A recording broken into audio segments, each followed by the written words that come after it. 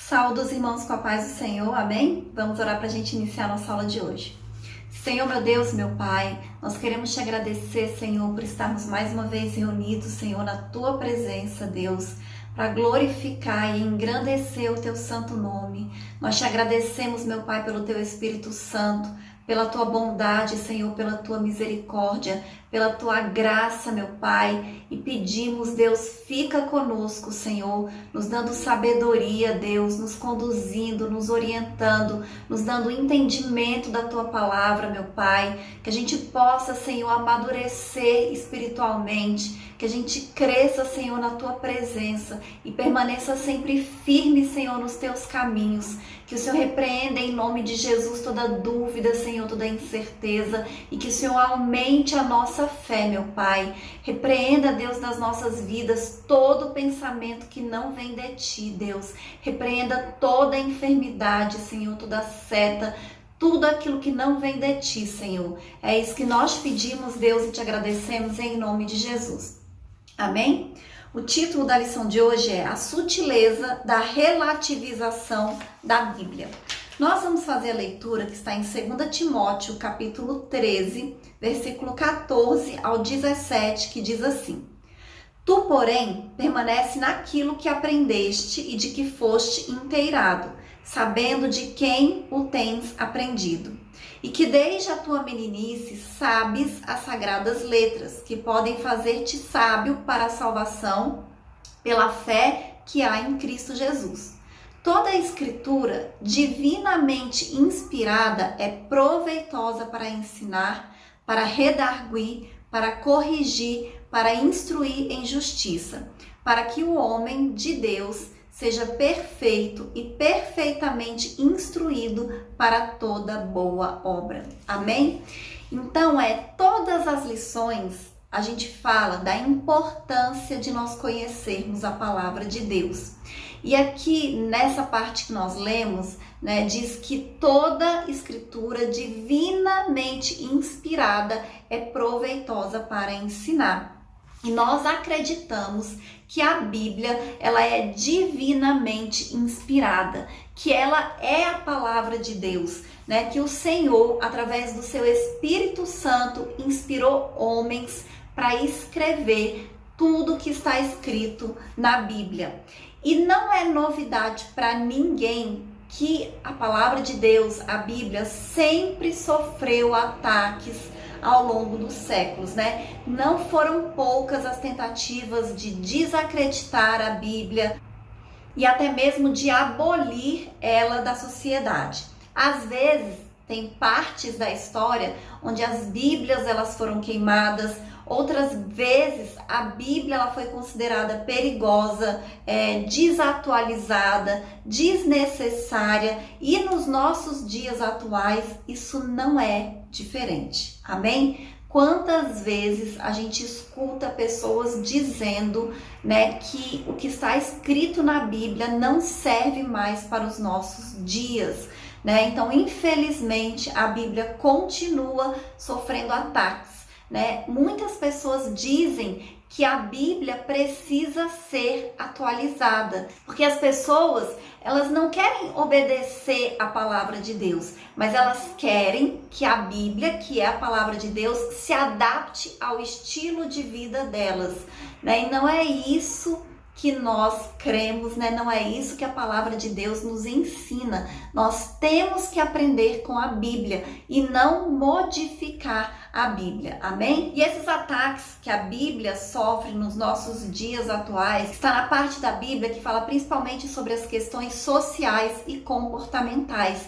E muitas vezes eles dizem que a Bíblia ela está mal traduzida, mal interpretada, e isso é muito perigoso. Por quê?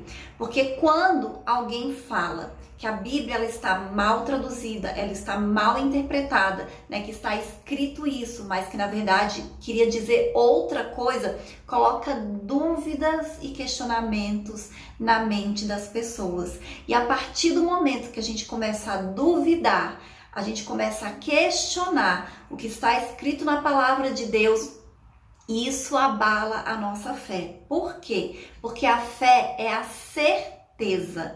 E a partir do momento que a gente não tem certeza, que a gente tem dúvidas, que a gente questiona, nós não estamos agindo com fé. Amém? O primeiro tópico da lição diz assim: a Bíblia e o espírito dessa era, a desconstrução. Então, não é incomum nós encontrarmos na literatura ou nas mídias sociais expressões como a era do vazio, pós-verdade, o fim das certezas, cultura líquida ou ainda desconstrução. Então, todas essas expressões são formas diferentes para dar nome para o mesmo fenômeno cultural que hoje toma conta da nossa sociedade contemporânea, né, que também é denominado de pós-moderno. Em outras palavras, né, mais simples, esse novo modelo, ele se contrapõe totalmente ao cristianismo, né, procurando desconstruir não apenas a sua herança cultural, mas sobretudo o seu conjunto de valores éticos, morais e espirituais. Então, eles querem gerar, né, e eles estão conseguindo fazer isso em uma grande parte da população, uma nova forma de pensar, uma nova forma de agir daquela que nós estávamos habituados, né? E a consequência disso tudo é a relativização das escrituras, e nós vamos ver o quanto isso é perigoso. O relativismo. Então, dentro dessa nova configuração cultural, o relativo, ele é inevitável. Por quê? Eles dizem que não existem valores permanentes ou absolutos, que tudo é relativo, tudo depende. Então, há muito tempo, há muitos anos, há muitas décadas que esse relativismo ético, moral, ele vem insurgindo dentro da nossa sociedade e silenciosa e sorrateiramente também dentro da igreja. Quantas vezes nós vemos pessoas, até pastores, que defendem pensamentos antibíblicos, né? Só porque eles querem ser parecidos com aquilo que o mundo ensina, com aquilo que o mundo prega, né? Eles não querem ser diferentes, eles não querem contrariar. E não foi para isso que o Senhor nos chamou. Então, nesse relativismo não existe mais um parâmetro pelo meio do qual a gente possa dizer que determinada coisa é certa ou errada. Muitas vezes a gente vê uma pessoa, né, cometendo um erro, cometendo um pecado, né, contrariando aquilo que está escrito na palavra de Deus, e a gente às vezes fica até com medo de pensar que aquela pessoa está fazendo errado, porque a gente acha que está pecando por achar que o outro, né, está contrariando aquilo que está escrito na palavra de Deus. A gente já teve uma lição sobre isso, que fala sobre não julgar, né? Mas, na verdade, quando a gente enxerga que a pessoa ela está deliberadamente indo contra os ensinamentos da palavra de Deus, nós não estamos julgando, né? Nós estamos constatando um fato. E a Bíblia até disse que aqueles que são espirituais têm que chamar essa pessoa e conversar, né? Tem que explicar para ela, tem que tentar trazer ela para os caminhos de Deus, de volta para os caminhos da verdade. Mas hoje, no nosso mundo atualmente, tudo é relativo, né? Não existe certo ou errado. E infelizmente isso está acontecendo dentro da igreja também. Então a gente percebe que hoje o que é que existe? Como tudo é relativo, né? Não existe certo ou errado, significa dizer que qualquer julgamento depende do ponto de vista de quem julga ou analisa. E aí, pensando dessa maneira, né, por essa perspectiva, a Bíblia ela representa apenas mais um ponto de vista. E aí, o que esse relativismo está fazendo? Ele está produzindo uma sociedade cheia de pessoas inseguras, ansiosas e depressivas, porque a insegurança ela não faz bem para as nossas vidas.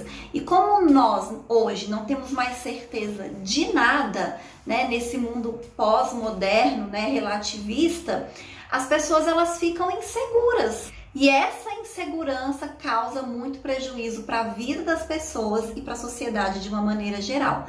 Mas nós, que somos cristãos, nós somos pessoas conservadoras. Por quê? Porque nós escolhemos acreditar na Bíblia, acreditar na palavra de Deus. E a palavra de Deus, ela não muda, ou seja, nós queremos conservar os ensinamentos da palavra do Senhor. Nós queremos conservar a Bíblia exatamente do jeito que ela é. É por isso que nós somos conservadores, amém? Então nós não queremos mudar a Bíblia para ela se adaptar ao nosso estilo de Bíblia. É nós que temos que ter as nossas vidas transformadas para viver de acordo com a palavra de Deus, amém? O próximo tópico diz assim: a Bíblia e o politicamente correto, a criação de uma narrativa. Lá no Salmos, capítulo 11, versículo 3, diz assim: destruídos os fundamentos, que poderá fazer o justo? Então, essa pergunta do salmista, ela ecoa em nossos dias atuais. Os fundamentos, eles estão sendo derrubados e destruídos dia após dia. E a gente precisa observar que isso não é uma coisa que acontece aleatoriamente, mas é um movimento pensado, amém? Trata-se de uma narrativa ardilosa e construída com o fim de desconstruir os valores cristãos e substituí-los por outros. Então nós precisamos estar muito atentos e ter muito cuidado com isso, né? Eles realmente querem desconstruir os valores cristãos para substituí-los por outros que obviamente não são cristãos. E aí é que se cria uma narrativa ou uma história para chegar a esse fim. Então surge esse discurso do politicamente correto. Dentro desse modelo, criou-se uma nova moralidade, uma nova ética, né? É uma nova forma de dizer o que é certo e o que é errado. E geralmente esse politicamente correto, ele não respeita uma opinião contrária à dele, né? Por esse novo modelo, está correto, por exemplo, você fazer um aborto. Está correto também você proibir a leitura da Bíblia em espaços públicos. E a gente percebe esse movimento ao longo dos anos, né? Porque antigamente, por exemplo, a gente tinha nas escolas ensino religioso. E isso foi proibido com o argumento de que cada um tem uma religião e de que a religião precisa ser ensinada em casa. E na verdade, as aulas de ensino religioso, elas ensinavam a Bíblia. E nós que conhecemos a Bíblia, e até pessoas que não são cristãs, elas concordam que o que a Bíblia ensina para o ser humano é importante, né? É bom, traz valores importantes, de você fazer coisas certas, de você ser uma pessoa boa, de você ajudar o próximo, né? De você ser obediente. Então são valores que a nossa sociedade precisa, mas isso foi abolido porque não é certo você ensinar a Bíblia nas escolas, porque nem todas as pessoas acreditam na Bíblia, então não é politicamente correto. E várias outras coisas que foram acontecendo ao longo dos anos, né, e que foi sendo aceito pela sociedade, sempre com uma justificativa. Então, dentro dessa narrativa do politicamente correto, não há espaço para a Bíblia, né? Na verdade, a gente percebe até uma certa perseguição com quem acredita na Bíblia e com quem ensina a Bíblia. E a gente percebe que isso também é uma estratégia de Satanás. E é óbvio que Satanás ele usa pessoas. Então, ao longo dos anos, Satanás tem usado pessoas para que a Bíblia não seja lida, não seja ensinada, né, para que ela seja colocada em segundo plano. O outro tópico diz assim: a criminalização da opinião. Então, pensar diferente dessa nova narrativa do politicamente correto que foi criado está sujeito a sofrer censura. Então, na verdade, toda forma de pensar diferente dessa narrativa, ela é criminalizada.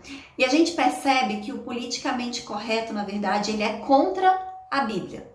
Então, você não pode ensinar a Bíblia, você não pode falar a respeito da Bíblia e você não pode defender valores bíblicos cristãos, porque aí você está sendo preconceituoso, né? Você tem que ser silenciado, né? Você não pode falar, as suas redes sociais muitas vezes são bloqueadas, que é o que tem acontecido muito nos nossos dias. Hoje, principalmente, com os cultos sendo gravados, está sendo cada vez mais comum pastores, pregadores serem processados por estarem ensinando a palavra de Deus, se o que eles estiverem ensinando da Bíblia for contrário ao que o politicamente correto diz que é certo. Então, quem pensa diferente está sendo execrado e até mesmo punido. E, na verdade, é uma ditadura do politicamente correto. Então, não há espaço para cristãos conservadores. E, como eu disse, o que são os cristãos conservadores? São aqueles cristãos que acreditam na Bíblia, né, e querem manter a Bíblia exatamente como ela é e querem ter a liberdade de poder ensinar e de poder falar a respeito da Bíblia. E aí no mundo inteiro, não é somente no Brasil, no mundo inteiro a gente percebe isso, né? Que cristãos conservadores estão sendo censurados e banidos e nós precisamos orar, né, com relação a isso, mas também nós precisamos nos posicionar. A gente não pode aceitar, nós não podemos deixar de pregar, nós não podemos deixar de falar, porque nós sabemos também que no início da igreja, os discípulos, eles foram muito perseguidos, porque eles estavam pregando uma mensagem que não era aceita naquela época, né? Eles estavam pregando que Jesus era o Cristo, era o Salvador, era o Filho de Deus, que ele havia ressuscitado, que através de Jesus a gente podia conseguir a salvação. Eles estavam anunciando a mensagem das boas novas e a sociedade não queria aceitar essa mensagem e eles foram perseguidos, né? Muitas vezes foram presos, muitas vezes foram espancados, alguns foram mortos por causa disso, mas eles não se calaram e o evangelho não deixou de crescer por causa disso. Amém? O outro tópico diz assim: a Bíblia e o outro evangelho. Uma nova metodologia. Então, dentro da cultura pós-moderna, do politicamente correto, que surge a necessidade de ressignificar a Bíblia, a palavra de Deus precisa ser atualizada, né, para que fale a mesma língua dentro dessa nova configuração cultural, surge uma necessidade de criar uma nova metodologia dentro do processo interpretativo do texto bíblico. Então é isso que está acontecendo em muitas igrejas, né? Eles estão interpretando a Bíblia de uma maneira diferente para se adaptar a essa nova cultura, a esse novo mundo. Então, nesse caso, o leitor e não o autor bíblico passa a ser mais importante. Dizendo de outra forma que não importa o que o autor bíblico diz, não importa o que está escrito na Bíblia, mais importante é o leitor, né? E aquilo que o leitor acha que é certo. Então, nós precisamos ter muito cuidado com isso. O autor bíblico, né, ele deixa de ter importância e então vale tudo, né? A Bíblia precisa ser ressignificada, a Bíblia precisa ser atualizada, a Bíblia precisa ser reinterpretada para se ajustar a essa metodologia e aí acaba surgindo um outro evangelho, né? E a Bíblia nos alerta a respeito disso, que nós não podemos aceitar um outro evangelho. A gente tem que ficar com o que está escrito na palavra de Deus. É por isso que é muito importante a gente ler, a gente estudar. É importante a gente ouvir pregações, é importante a gente ouvir estudos, mas nós temos que estudar também. Por quê? Como eu disse, muitas vezes as pregações, os estudos, eles estão sendo interpretados de uma maneira para se adaptar à cultura desse mundo atual, né? E traz uma mensagem do evangelho completamente diferente daquela que realmente está na palavra de Deus. Então nós temos que ter cuidado com isso. E aí o outro tópico diz assim: novas teologias. Então esse outro evangelho também possui uma própria teologia. Todo o texto bíblico passa por uma nova ressignificação. A Bíblia deveria ser toda atualizada. Surge o evangelho social e dentro do contexto evangélico, o velho marxismo ele ganha uma nova roupagem.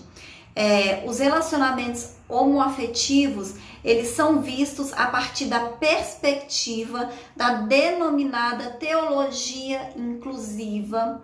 E dentro dessa nova perspectiva que se faz apologia ao evangelho social, ecumênico e homoafetivo. Então está havendo uma distorção da palavra do Senhor, né? A gente já falou sobre isso na lição passada, que existem versículos bíblicos, né, que falam a respeito dessa questão do homossexualismo. Então, quando a gente fala, não é a nossa opinião, é aquilo que está escrito na palavra de Deus. Mas nós sabemos, né, que hoje muitas pessoas estão adaptando a Bíblia às pessoas. E é isso que está surgindo essa nova teologia. E aí qualquer pensamento que destoa dessa nova teologia, né, inclusiva, social e tudo isso, ela é considerada como se fosse fascista, homofóbica e discurso de ódio.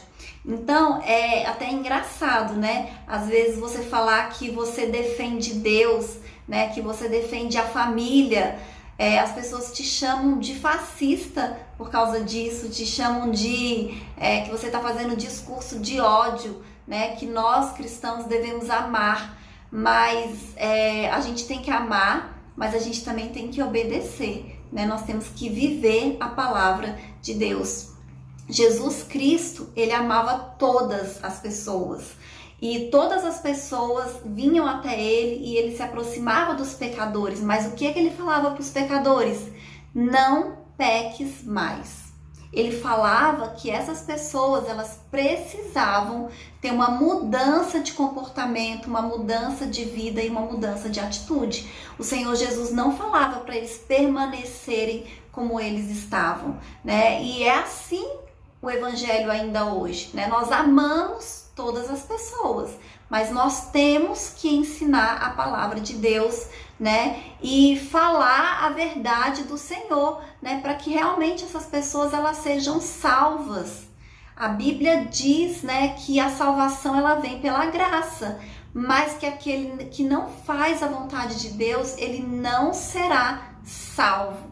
A salvação ser pela graça não quer dizer que todas as pessoas serão salvas. Quer dizer que Jesus pagou o preço por todas as pessoas. Você não precisa pagar mais o preço, porque Jesus já pagou. Você não precisa fazer um sacrifício, porque Jesus já fez. Mas para você ser salvo, você precisa sim aceitar esse Jesus e fazer a vontade de Deus.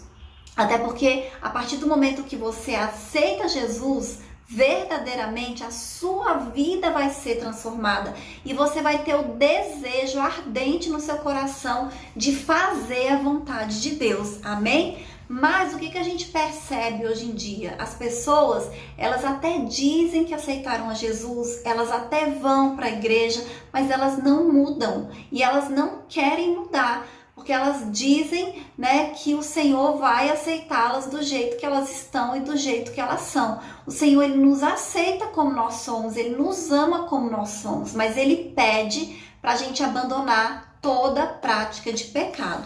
Amém? E o outro tópico diz assim: a Bíblia sempre atual, palavra de Deus, revelada por Deus. Então, para o cristão, a Bíblia é um texto antigo com uma mensagem atual. E isso é a verdade mais verdadeira que existe.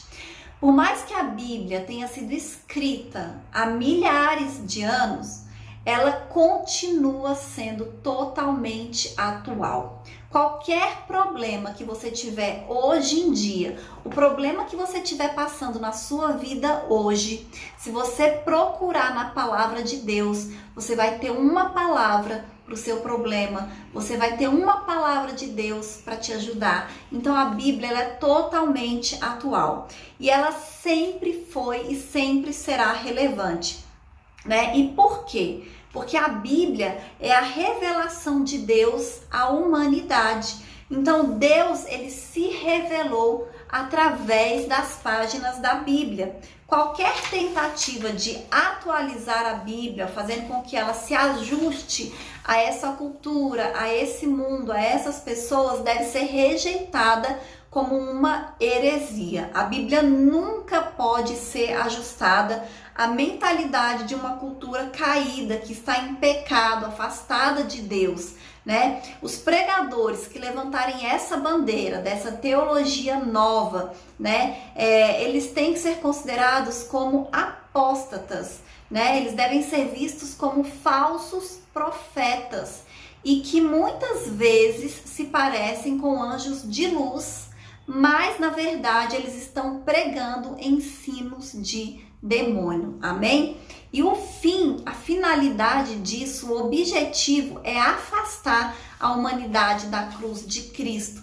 É as pessoas acharem que estão fazendo a vontade de Deus, mas que na verdade elas estão em pecado e distantes do Senhor. A Bíblia, o outro tópico diz assim: inspirada por Deus. A Bíblia é a revelação de Deus. Isso significa que ela tem origem em Deus e por ele foi inspirada. O apóstolo Paulo, ele disse que toda escritura é inspirada por Deus, lá em 2 Timóteo, capítulo 3, versículo 16. Então, nenhum livro, por mais espetacular que seja, pode se colocar em pé de igualdade com a Bíblia. Por quê? Porque a Bíblia possui inspiração divina e outras literaturas não. Nós sabemos que existem sim muitos autores, né, que são homens de Deus, usados por Deus e pelo Espírito Santo, e que eles escrevem livros que abençoam as nossas vidas, né? Mas esses livros, eles não estão acima da palavra do Senhor. Muito pelo contrário. O objetivo desses livros, inclusive, é deixar mais claro para nós a palavra do Senhor, né? O que a Bíblia nos ensina. Então, nunca, jamais um livro pode contrariar ou contradizer aquilo que está escrito na Bíblia e a gente achar, né, que esse livro tem uma inspiração divina. Amém? E eu vou ler a conclusão que diz assim: vimos, portanto, nessa lição que há toda uma narrativa com o propósito de desacreditar a Bíblia. Para os defensores desse novo modelo cultural, a Bíblia não passaria de um livro obsoleto, produto de uma época e que, portanto, precisa ser atualizada. Em outras palavras, a Bíblia não seria mais relevante para essa geração. Aqueles que já aderiram a essa suposta necessidade de atualização do texto bíblico, alegando que ele precisa ser relevante para essa geração, desenvolveram metodologias e teologias próprias. Dentro dessa nova forma de entender o texto, a Bíblia é que precisa de ajustes e não o homem se ajustar a ela. Todo cristão segue a ortodoxia bíblica, deve rejeitar tal ensino. Não podemos aceitar nada que mutile a Bíblia por conta do politicamente correto. Não podemos rejeitar o que ensina a ortodoxia cristã ou trocá-la pelas novas metodologias. A Bíblia é a palavra de Deus e por isso sempre será atual e relevante para a humanidade. Amém? Então, quando a gente começa a ler a Bíblia, estudar a Bíblia, entender a Bíblia e praticar aquilo que está na palavra de Deus, a gente percebe uma mudança nas nossas vidas. Você vai perceber como é que a sua vida fica mais leve, como é que você fica uma pessoa mais feliz, né? Uma pessoa mais em paz. Por quê? Porque você está obedecendo a palavra de Deus. Apesar de qualquer coisa que esteja acontecendo na sua vida, você fica com o que está escrito na palavra do Senhor, né? Você acredita naquilo que Deus diz e você obedece aquilo que Deus diz.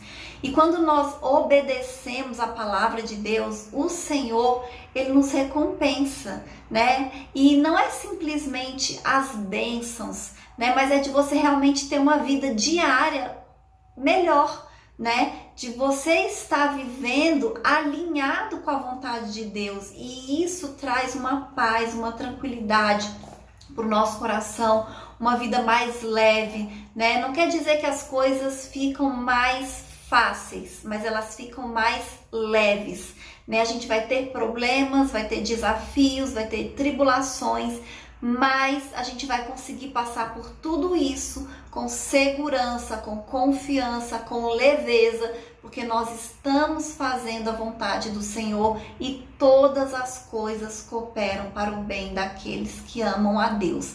Amém? Essa é a lição de hoje e até a próxima aula em nome de Jesus.